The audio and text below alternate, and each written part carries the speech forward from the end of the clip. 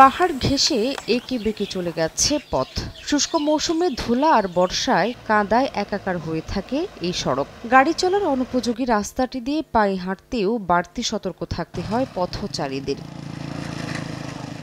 রাঙ্গামাটি সদরের সঙ্গে লংগদু ও বাঘাইছড়ি উপজেলার যোগাযোগ সহজ করতে ৫ বছর আগে নানিয়ারচরে চেঙ্গি নদীর উপর শত কোটি টাকা ব্যয়ে সেতু নির্মাণ করা হয়। কিন্তু নানিয়ারচর টি&টি এলাকা থেকে লংগদু সদর পর্যন্ত প্রায় ২৪ কিলোমিটার সড়ক নির্মাণ না হওয়ায় কোনো কাজেই আসছে না সেতুটি। বাধ্য হয়ে লংগদু ও বাঘাইছড়ি উপজেলার কয়েক লাখ বাসিন্দাকে রাঙ্গামাটি সদরে আসতে ঘুরতে হয় খাগড়াছড়ির ১৪০ কিলোমিটার পথ। বাড়তি রাস্তার কারণে বাড়ে পণ্য পরিবহনের খরচ। সবচেয়ে বেশি ভোগান্তিতে পড়েন রোগী ও স্বজনরা। এই রাস্তা দিয়ে কোনো মালামাল বহন করতে পারে না।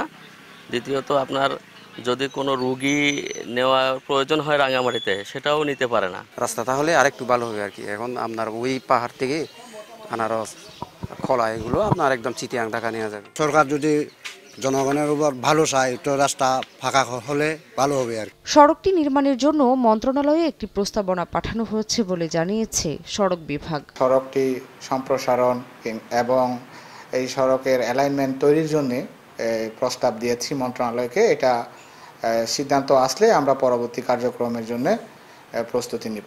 সবশেষ জনশুমারির তথ্য মতে লংগদু ও বাঘাইছড়ি উপজেলায় প্রায় ৩ লাখ মানুষের বসবাস। সময় সংবাদ, রাঙ্গামাটি।